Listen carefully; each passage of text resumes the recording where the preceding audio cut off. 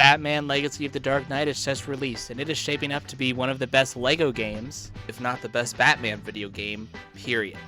Bringing in everything from Batman's legacy from the comics, movies, television shows, and video games. After almost a decade-long absence of LEGO Batman video games, it is a lot to live up to. But what about those older titles? I decided to play through the older LEGO Batman games and see what made them so popular and nostalgic for a generation of LEGO, video game, and Batman fans. What makes these games so iconic in the cultural zeitgeist all these years later? How have these games shaped LEGO as a brand and toy company, as well as DC through the 2000s, and the struggles LEGO and DC have gone through recently with their partnership on toy shelves. This will be a long one, so sit back, relax, and enjoy this deep dive into LEGO Batman's history in gaming.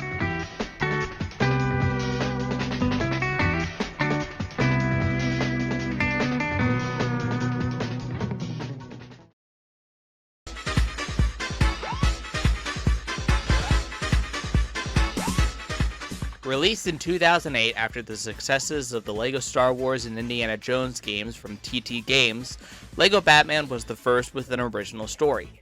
This is where it all started for LEGO Batman as a video game franchise.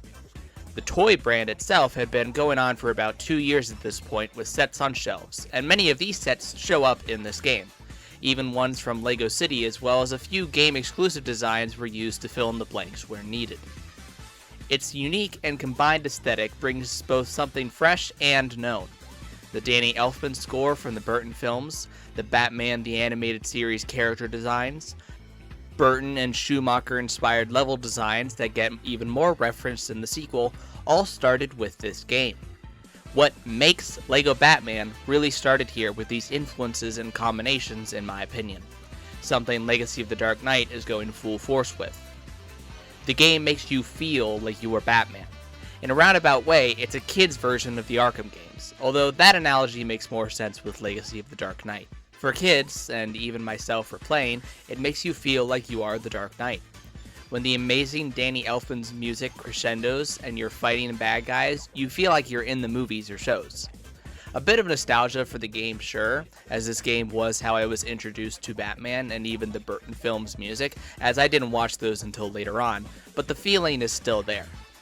As this was one of the first few LEGO games from TT Games, there is no voice acting, and instead mumbling, that has become so iconic with LEGO games at this point, it feels so wrong to some to even have voice acting in the newer titles. But I digress. These mumbles and grunts are given by some pretty well-known voice actors. Steve Blum as Batman, Joker, and various other characters, James Arnold Taylor as Robin and Nightwing, Tom Kenny as Riddler and Penguin, who takes from his characterization from his The Batman voice, as well as many others playing various other roles.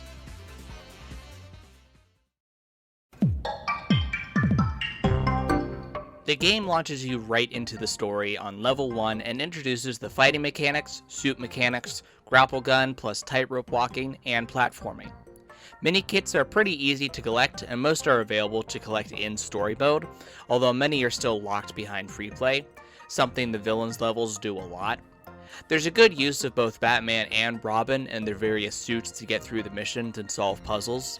The story advances pretty quickly, and we get to fight each member of Batman's Rogues Gallery for each level, from Clayface, Mr. Freeze, Poison Ivy, a car chase level with Two-Face and Riddler, and then finally facing off against Two-Face and Riddler. The puzzles are easy to solve, it is a kid's game after all, and the ease of destruction and stud collecting makes getting Superhero pretty easy. The one vehicle level here, the scourge of many LEGO games if you ask some people, is honestly a bit difficult to control, but satisfying to destroy everything in your path, so here it at least evens out in the end. The villain side of the first episode story is where we see how each villain arrived when we meet them as Batman and Robin. Again, each level focuses on each member of Batman's Rogues Gallery here, with Riddler as the constant. A good reuse of some of the levels, but most of the time they are just entirely new levels. It is the second half of the game technically, even though many of the mini-kits here are pretty much requiring free play, as you need Batman, Robin, and their suits, and other characters to complete many of the collectibles. Just like the hero side, stud collecting is easy, perhaps even easier, as getting supervillain was practically quick and guaranteed with each level. No vehicle level this time. Instead, we get into Wayne Enterprises, which is a fun choice of location, something we only get briefly and destroyed in LEGO Batman 2. A lot of mechs though, like a lot. The villains apparently love their mechs, as does Wayne Enterprises with their Batman colored mechs everywhere. The villains' power sets, in my opinion, are much better than Batman and Robin's, as many are able to get through the toxic sludge surrounding every single level, as well as the vapor steams, and are able to pull heavy objects, and with much more insistence to swap between the two characters or give each player a chance in co-play to make it a much more engaging and interesting set of levels, rather than just always playing as Batman the entire time.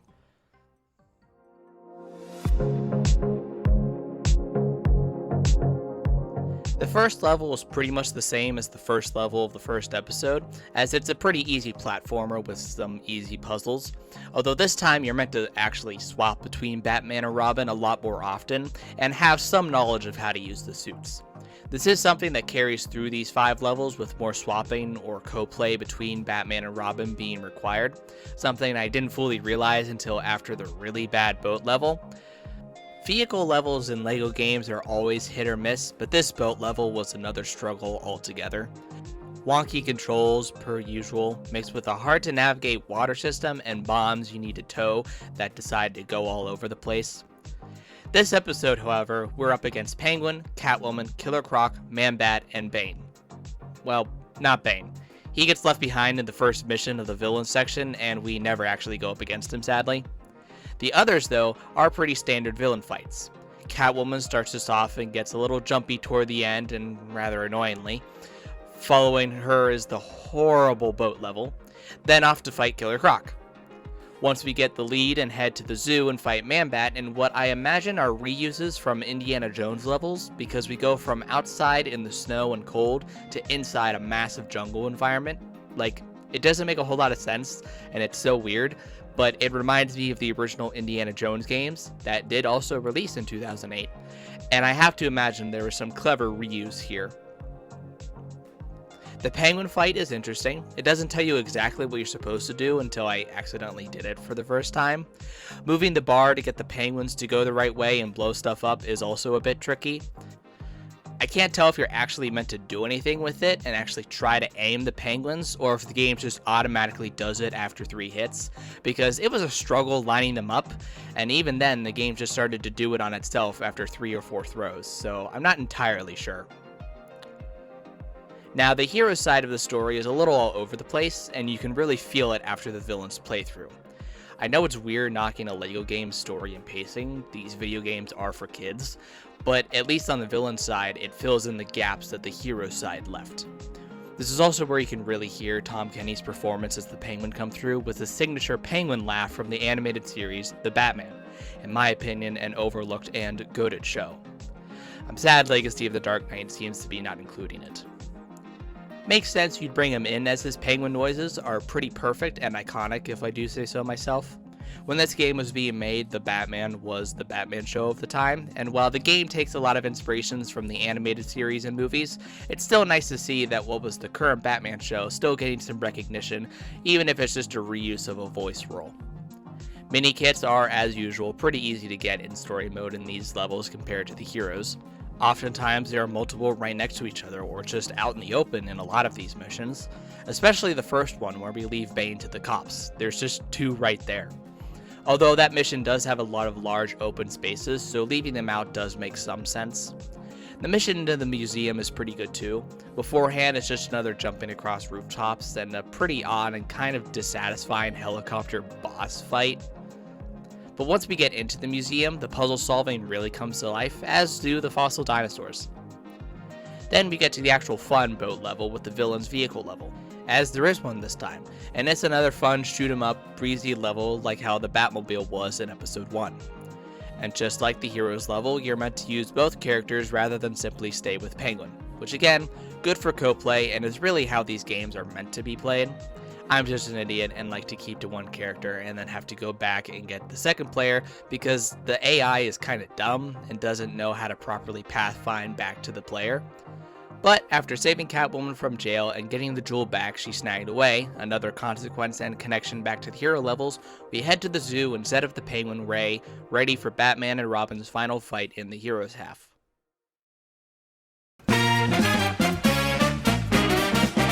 The final set of levels have our heroes deal with Mad Hatter, Scarecrow, Harley, the Joker, and the GOAT, Killer Moth.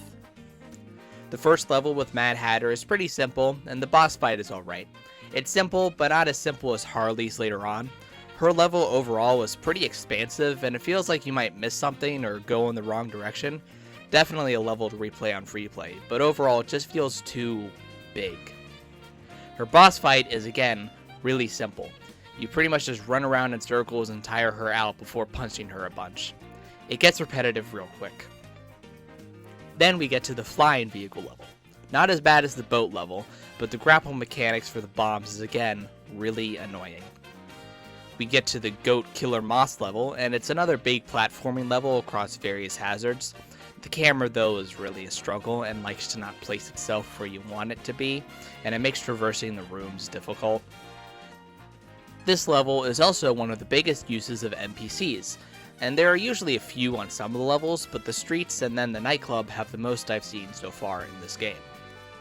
Although in my session, it was almost entirely this one blonde white lady, which I just find hilarious. Getting ahead of myself a bit, but in LEGO Batman 3, it also has a similar scenario happen, where many of the same NPCs, who I'm pretty sure are using Jurassic World assets, as that was the game being worked on when that was released, were used a lot. But getting back to Batman 1, we then beat Killer Moth in a similar boss fight to Mad Hatter's, before getting to the final mission at the Cathedral. Taken from the final act of Batman 1989, we must fight the Joker and Harley Quinn at the top of the Cathedral. A pretty simple platforming to get from the ground to the top, and then puzzle solving to get Joker and Harley. The final villain levels show the setup for each hero level, aside Mad Hatter. He doesn't get a level showing how he got to presumably Ace Chemicals, but the cutscenes I guess tell you that. Instead, we learn how Harley and Joker got Commissioner Gordon for level 2, which honestly probably should have been level 1 on the hero side, just from how the cutscenes play out, but maybe that's just me. We then get another flying vehicle level that again has the same struggles as the hero version.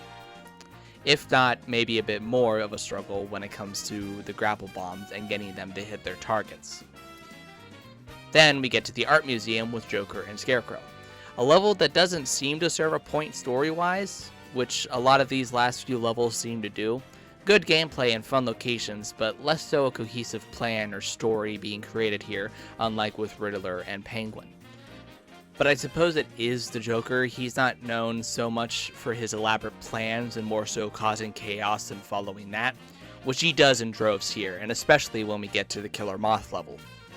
We travel through what I'm guessing are representations of the more or less cared for part of town, which on the hero's Killer Moth level could be considered part of that as well. Where, once we do some more property damage, Joker then gets a massive mech and fights off a load of cops and rescues Harley until Batman shows up and we run to the cathedral. Once there, we do another run to the top, this time as Joker and Harley. Lots of things to destroy, but the platforming does get frustrating at times due to the sheer drops and misaligned geography. But once we get to the final room, it's a bit of an inverse of Batman and Robin's level, just setting up the machine the heroes will eventually destroy.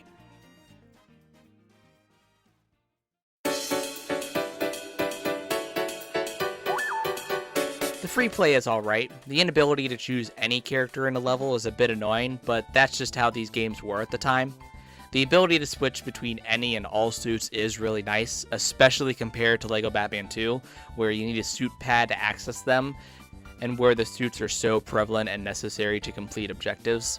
I'm glad they returned to this idea for the suits for LEGO Batman 3. Mini kits are mostly easy to find and figure out, and as usual are stuck to free play to unlock. Same with the red power bricks. This game is where it all started, and there is a reason this game is so remembered. The combination of Batman the Animated Series, the Burton films, and a unique story based on sets kids could buy on shelves and recreate or tell their own, I think is one of the many reasons this was remembered so fondly, and still to this day.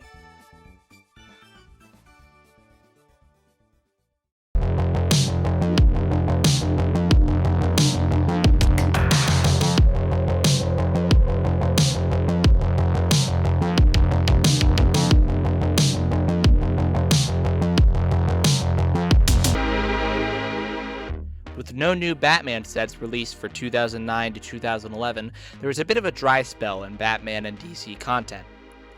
However, LEGO relaunched Batman as a sub-theme within the greater DC superheroes line, and in 2012, a full line of sets based off of LEGO Batman 2 released. This is the wave that got myself into LEGO Batman as a toy line, and I have or had pretty much every set released from those waves. This was the big comeback for Batman and the introduction to the broader DC universe to LEGO. Up to this point, it had been Batman alone, and now he must work with Superman and eventually the rest of the Justice League to take down the combined threats of Joker and Lex Luthor. Borrowing again from the DCAU, where these two would often join up and force Batman and Superman to work together in, well, world's finest. LEGO Batman 2 is a world's finest game when you boil it down. It's the introduction of the greater Justice League to both tease what will come in future installments, as well as a clear indication that LEGO wanted to expand the Batman brand to include all of DC. Something that sadly over time they have reversed on with the failures of the DCEU. This was also another fully original story by TT Games, and the first chance to hear what the LEGO Batman world was like with voice acting.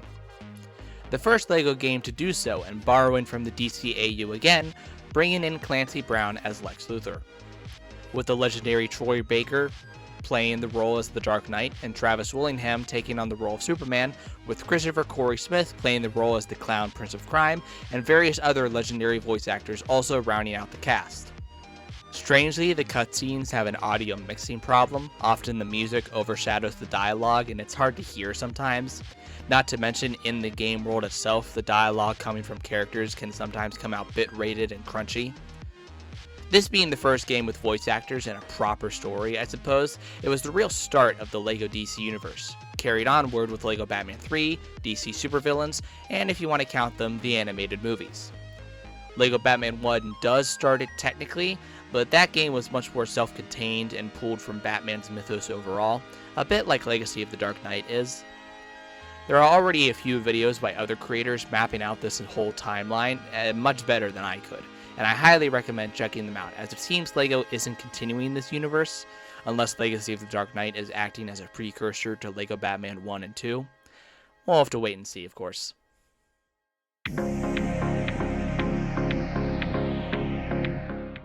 This game is a step up in almost every way compared to the first game, given that there was about 4 years of development and a whole lot of other LEGO games for Traveler's Tales to test, upgrade, and sink their teeth in and pretty much perfect the flow of LEGO games up to this point. The story is unique, although not necessarily new. Luthor and Joker teaming up is something done a lot, especially in the DCAU that the games take heavy inspiration from. Luthor is running for president, and with election day just a day away, he decides to pretty publicly start working with Joker to take on Batman and Superman. Probably losing that Man of the Year award to Bruce Wayne sent him over the edge and start doing public villainy with the Joker, which for Lex isn't surprising because he's so vain. Gotham erupts into chaos with the release of the inmates of Arkham, and there's even a joke about Arkham City during the news broadcast about the breakout. Confirmation tonight that the inmates of Arkham Asylum are on the rampage once again. And this reporter has to ask, is it really such a great idea to house all these supervillains together in one place? Hey, at least the mayor's plan to let them loose in some vast walled-off area in the heart of the city got put on hold. Now that would never have ended well. Which helps explain why the open world this game has is in such disarray. This is the first LEGO game with an open world. Gotham split between its 3 islands, with physical traveling necessary to get to its different levels.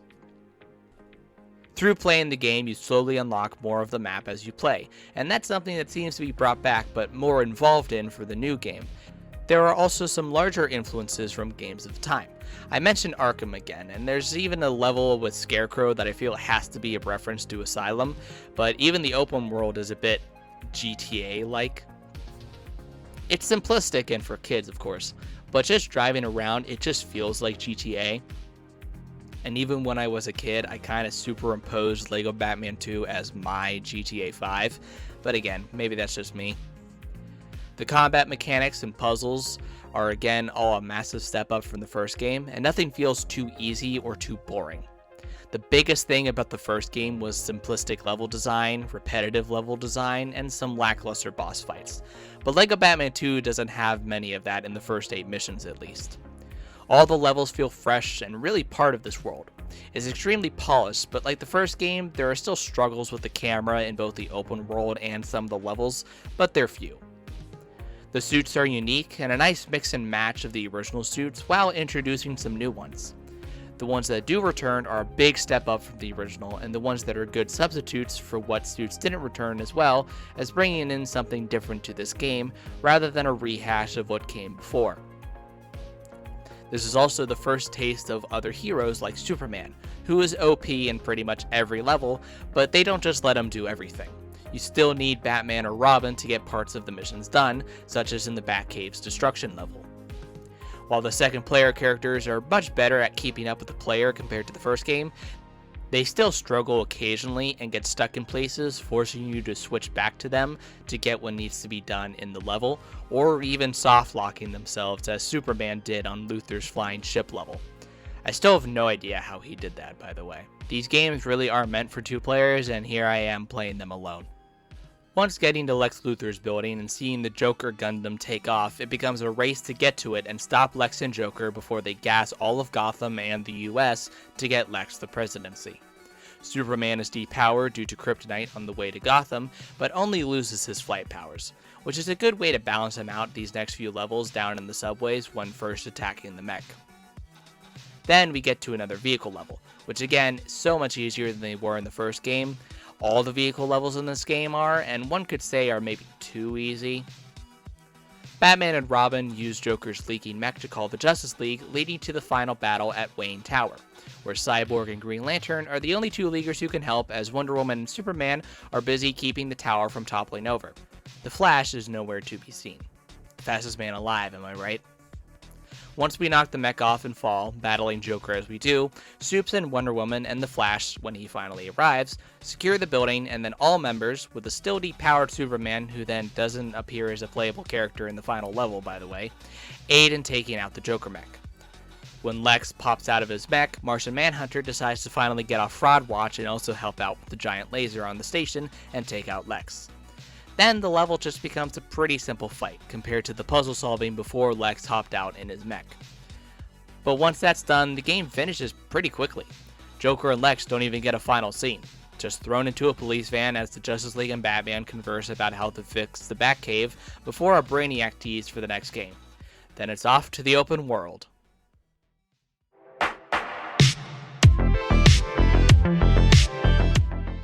As I stated before, the open world is surprisingly a bit like a GTA game for kids, but with the vast majority of it, it's simply collecting gold bricks, red bricks, saving civilians, vehicles to buy and unlock, and fighting villains to buy and unlock. That's it. There is an extra level, but most of the post-game is just a collectathon, which isn't even that fun if I'm being honest, when it comes to the gold bricks especially. Many of the gold bricks are simply using Batman and Robin in various suits to get to areas or unlock bricks. And with the limited number of suits per character, it leaves it feeling very, very repetitive. The entire Justice League is unlocked in the post-game. Why aren't there many gold bricks left for those specific characters? There are a few. You can use Cyborg or Superman, but not as many as I would think or hope. The red bricks, however, are left to Joker, Lex, and Riddler to unlock, and once you get the stud multiplier red bricks, it becomes a quick and painless collection to go and buy every vehicle and character, especially going back in free play and playing a stud heavy level like research and development. Once you get a good few million studs, the cash just keeps flowing. Then it's back to the gold brick grind. This is Traveler's Tales' first truly open-world LEGO game, so a lot of the kinks and design decisions were figured out with this game, and how they ended up with this style of open world makes sense given what they were limited with. As we've seen in their newest LEGO Batman game, TT Games have certainly improved upon their open worlds, and that game is much more closer aligned to what they wanted to do here, although I imagine the collectathon in the post-game hasn't changed much, judging how future games such as Skywalker Saga and the current promotion for Legacy imply. As usual, most mini-kits are free play exclusive, as many of them require characters you unlock in the open world, although they can still be a slog to get through since Batman and Robin's suits abilities aren't covered by all the other characters in this roster, such as invisibility, directional bombs, Robin's whole acrobat shtick, and the ability to use hazardous goop, something that LEGO Batman 3 definitely improves on. Not even characters like Batgirl can use the suits, unlike in the previous game. Citizens in Peril follow suit, but many of them can be done pretty easily, and most of the open world citizens require either Superman or a character with a throwing mechanic. It does help having the red brick extras unlocked and turned on, especially to find the mini kits in Citizens in Peril, as otherwise it's a bit of a struggle to find them all. The one issue is that the mark that shows where the mini kits will appear is not exactly how to get them to appear, and same with the gold bricks. Regardless, there are still fun secrets and extras in the levels that make a second playthrough worthwhile, as well as seeing that stud number go up. This was a LEGO game I grew up with back on the Xbox 360. It was my GTA when I was too young to play that game. I played this more often than the first game, even though we had both. It was my introduction to the broader DC universe, as was Young Justice and the DC AU. When I think of Batman, I think of this game, and I'm glad Legacy of the Dark Knight is kind of returning to this. Although having at least some of the greater DC superhero representation is still important in my opinion, but that's something the next game dials up to 11.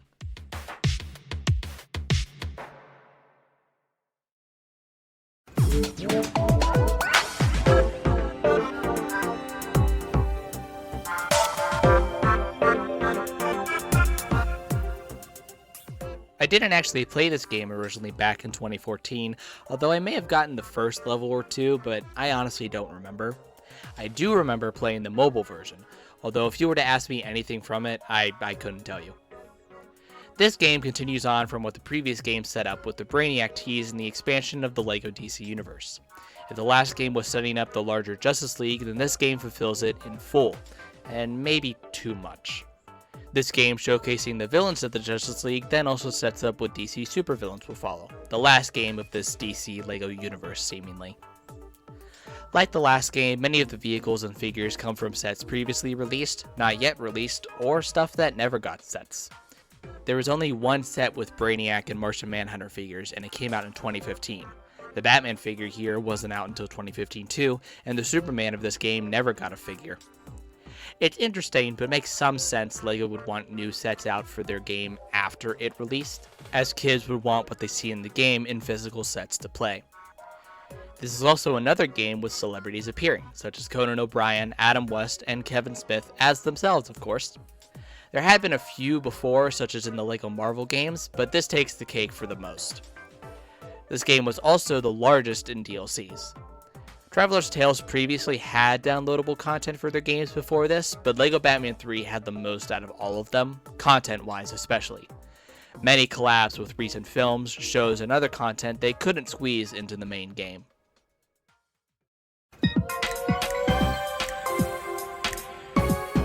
The game picks up where LEGO Batman 2 leaves off, in multiple ways, especially in continuity with the story from Batman 2 and where characters ended up. Some designs changed, with the New 52 changes and what sets and figures were out or planning to come out at this point. Same Robin suit, but new Batman and Superman suit. The game opens with a cutscene showing the multiple lanterns meeting before cutting to the first level, Batman and Robin in Gotham chasing Killer Croc in the sewers on his mission for Joker, Luthor, and the villains. Strangely, then cutting back to the Lanterns cutscene after this mission to finish the cutscene and show where Brainiac is going next, which is Earth. Why split it up between a level? Just play the whole thing in the opening. It's a bit weird. I don't understand why they did it like this. Overall, getting through the missions, it's a bit slow, quite literally. Characters move with a bounce to them, and controls are sometimes slow to respond. It makes whole levels and actions feel so slow, on top of many uses of the quick cutscenes to highlight actions, a staple of LEGO games, but it all just feels too much. There's also a lot more button input this time around, button mashing to use the grapple and use stations for specific suits. Speaking of the suits, they're a massive improvement. No longer are we limited to pads, and almost every character pretty much has different suits, but similar mechanics of course, where applicable, not just Batman and Robin. We also see some returning suits, such as the Suction Suit and Techno Suit from the first game, absent in 2, but carrying over their mechanics or introducing new ones for LEGO Batman 3. Otherwise, the rest of the introductory suits are from 2, for Batman at least, or are new ones entirely, such as the Spacesuit, again, for Batman. There are another 2 levels set in the Batcave before finally reaching space, where we get our first vehicle level. It's part of a larger level, so it isn't exclusively circling around the Watchtower, but overall, it's alright. This is pretty much how all vehicle levels are in this game, just circling around and blowing things up. Nothing to write home about, nothing really engaging, kinda similar to Batman 2. This mission also gives our first hint at what the Justice League power set is, specifically Cyborg, who gets the same suit mechanics as Batman and Robin, thus also losing his inherent magnetic abilities and is needing to use a suit. But since suits are built in now and easy to switch to in between, there's not so much lost. It's just extra steps. Finally getting into the Watchtower, we take out the villains and then Brainiac becomes a problem. Then the heroes and villains team up to take him down. There's a nice balance between using the heroes and the villains in their suits versus just Batman and Robin all the time. This is much more of a DC or Justice League game than a Batman one in all honesty. Although again, the suit mechanics are all a bit wonky, and at the same time, often paired with 2 or 3 characters with the same suit powers, there isn't much to do or to incentivize the player to use other characters and instead just stay with 1 or 2. The plot also has much more of a breakneck pace. These 3 missions see the saving of the Watchtower, Brainiac becoming a problem, and then defeating him back to Earth while the Lanterns are scattered and their powers are left affecting the villains and heroes. It's just a bit fast, and compared that with gameplay that is pretty slow and sluggish, it's a weird dichotomy. In the levels themselves, there are a lot of platforms for characters to do things. A cosmic treadmill for Flash, circles for Wonder Woman, Superman, or Flash to stand on, and lantern platforms for the Lanterns. The boss fighting in these levels aren't that intriguing or innovative either. Now in these missions, we finally take down Brainiac properly and move on to finding the Lanterns to set the Earth and heroes and villains right. Some of the fastest, yet also some of the most infuriating levels. While traveling through a mini Europe as the Trinity is nice, it's more of a tie-over until we can get back to Gotham where Brainiac's ship landed. Once back at Gotham, we then play as a mix of Justice League and villains, as well as complete the suit circles for Batman and Robin, and everyone else, with their aquatic suits, something that only Robin had in Batman 1. This is where it gets infuriating. As stated before, there's a lot of input lag, and that leads to a lot of deaths. For example, when trying to get Wonder Woman to use her bands to redirect the laser, it solo focuses on you, and due to how late input is, and animations superseding actions, and in these levels especially, there's little to no cooldown on enemy attacks and spawns, you basically just get spawn camped into a death loop almost. It happens a bit more throughout the game, especially the spawn camping in the later levels, and I can only guess it's a built-in difficulty addition because you're into the latter half of the game, but it just feels too much, especially with all the other issues with the game's input. It's just a lot, and is honestly one of the biggest downsides of this game. But once Brainiac is stopped, we then get back to the Watchtower as some of the Justice League and villains swap outfits to get to the power rings from the negative emotions, as Martian Manhunter, Flash, and Cyborg go to get the power rings from the positive emotions. This is where the game opens up a lot. Already it's deviated from the last game with hub worlds of the Batcave, Watchtower, Hall of Justice, and others, as opposed to a singular open world. And now multiple levels open up and you get a lot of freedom with what to choose to do next. Now with all the DLCs, they also appear here too, but I'm sticking to the main game for now. The levels aren't labeled, so you could do them out of order. It just so happened that I did them in order but backwards. Those in order are their positive emotions, love, hope, and compassion, and are then followed by the negative emotions, rage, greed, and fear. These missions are very easy to get through and are also pretty good stud collecting levels, especially the hope and love levels. Overall, they're pretty alright, 3 to 4 rooms each level to get through, but still an onslaught of enemies. After getting through the final 3 lantern planets, you end at the Fortress of Solitude with a final fight against a brainwashed and big Superman to finish out the game. Now again, these levels go by really quickly, nothing really more of note that differs from the first Lantern levels. Once completed, the main story is over, but there is one more level, aside from all the DLCs, and also all the hub world free play stuff, and that is the 1966 Batman level. A fixing of the Batmobile, a side-scrolling vehicle room, and a fight in the diner. This is pretty fun and a nice extra to have here. There's nothing really of note here, other than that by the time you get to the final levels, a lot of the Watchtower and other hub worlds open up for gold brick hunting, cameos from various other superheroes and celebrities doing small missions to get bricks, and time trials or other small puzzles to unlock the plethora of characters in this game.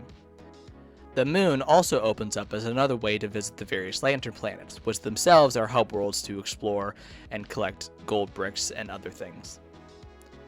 The finale and all these hub worlds really show that this game is pretty much just a Justice League game with the Batman name slapped on it.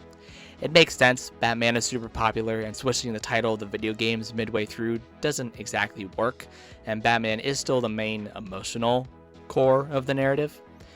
But everything about the game just screams Justice League, or just in general a DC video game, like the previous Marvel video games.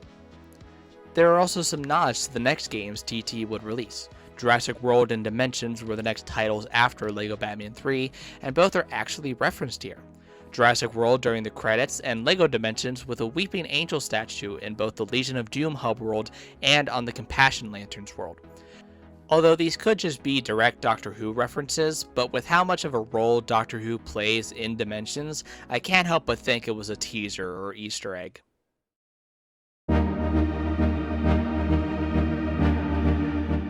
Now the game also has a ton of DLC for what shows and movies were out at that point. The Dark Knight Trilogy, Man of Steel, Arrow, Suicide Squad, and the 75th anniversary of Batman, Bizarro World, and multiple character packs. Most DLCs have dedicated levels to play.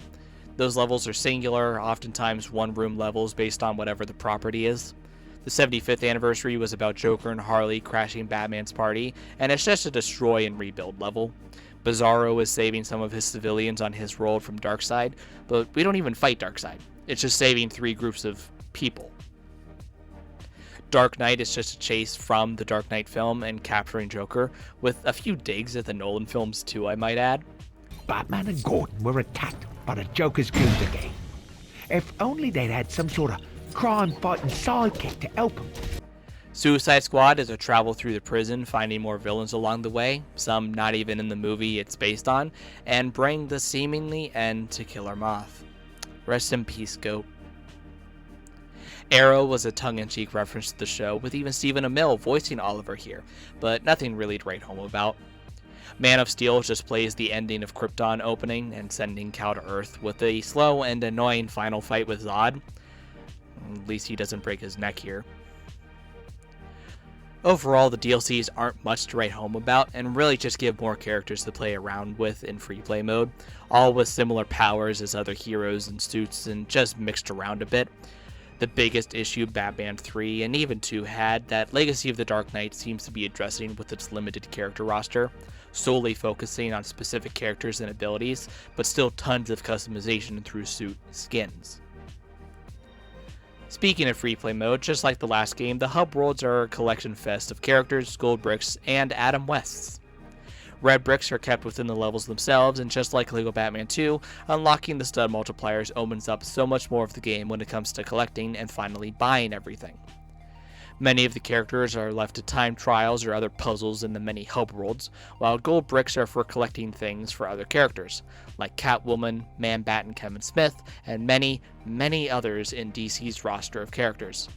It's a pretty sizable and bit of an early showcase of what future LEGO titles such as Skywalker Saga would do for their open world hub world mechanics and post-game material.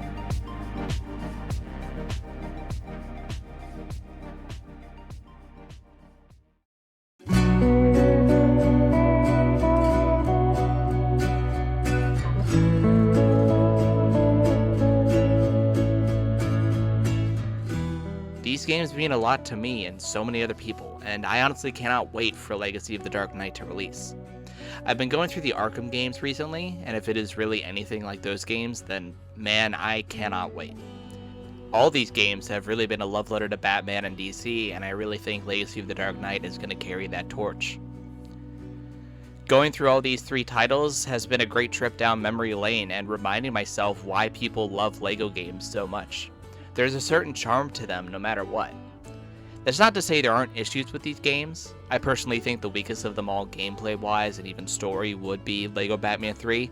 It was honestly a challenge for me to just get up and get through it. I like what it does in expanding the universe and giving LEGO Batman a game more akin to the Marvel titles with vast amounts of characters and world building, but it honestly felt too much, and this is aside the gameplay struggles. Batman 1 would probably be next for me, as it is still a great game, but many of its issues for me just come down to how old it is, the lack of being able to choose whoever you want for free play while in the game, the way mini kits and red bricks are collected, and how many of the levels play, and so on. LEGO Batman 2 still takes the cake in my opinion. It has the open world, the first to do so that would then be expanded upon in LEGO Marvel Superheroes. It has a great story, borrowing from what we want to see out of the characters of Batman and Superman. It pushed LEGO beyond just Batman and into the rest of the DC universe with physical sets. Maybe it's from me growing up with it, but this is the LEGO game that I imagine when I think of LEGO Batman, and I'm glad Legacy of the Dark Knight, while mostly pulling from the Arkham titles, is in a similar vein to this game as well. Now, there is a DC Supervillains game that was released in 2018, however, I didn't want to cover it here since it wasn't a LEGO Batman game and I didn't play through it for this video. I might go and play it after Legacy releases, and there are other videos covering that game, and from what I've heard, it's pretty much the peak of this style of LEGO video game.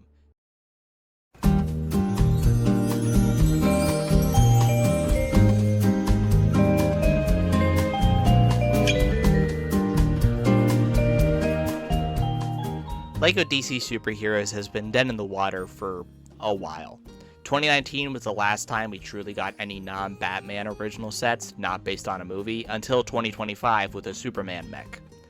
Even with the relaunch of the DC movie universe with James Gunn, we haven't gotten anything since 2020. It's all been Batman, Batman, and more Batman. Obviously, he's the moneymaker, and Batman was the start of the DC line for LEGO. We wouldn't have gotten anything outside of him without LEGO Batman 2, but it's frankly disappointing how little anyone else in DC gets in LEGO form. DC as a brand was pretty toxic during the whole struggle with the DC EU and whatever WB was trying to do with it, especially around COVID. It just simply wasn't smart for LEGO to do. LEGO prioritizes marketable and recognizable builds, such as from Batman 66, 89, the Nolan Trilogy, and now with Legacy of the Dark Knight, all of Batman is now open. But there still isn't anything new or unique to LEGO Batman or DC Superheroes overall, like had been for over a decade previously. Even the amount of sets we get are limited. Only a few come out each year regardless, and if they are, LEGO designed or based them on an existing movie or show, usually Batman 89. What I'm getting at is if we really want to get more out of LEGO Batman and LEGO DC as a whole, from a toy line and video game franchise, we need to show LEGO we want more. We only got it thanks to LEGO Batman 2 and it taking the leap to expand the LEGO DC brand outside of just Batman. Will the same thing happen with a video game that solely focuses on Batman and his history coming out? Doubtful, but that's where maybe the DCU could help and step in. I hope that the success of Superman and hopefully other DCU titles puts WB and DC back in the good graces of LEGO as a brand to make more sets based off those movies, and maybe eventually more original sets based on the comics, shows, or whatever the designers come up with, and not solely focused on Batman and his mythos. It's really a waiting game, and I hope that LEGO does more with the brand now that DC has a movie studio and seems to know what it wants to do, because its misuse and uncertain future is really what brought it all down. I can only hope that Legacy of the Dark Knight's success and the success of DC overall means that we can get more sets, hopefully for a decent price, perhaps maybe another LEGO game about the large and expansive universe of the DC franchise as well.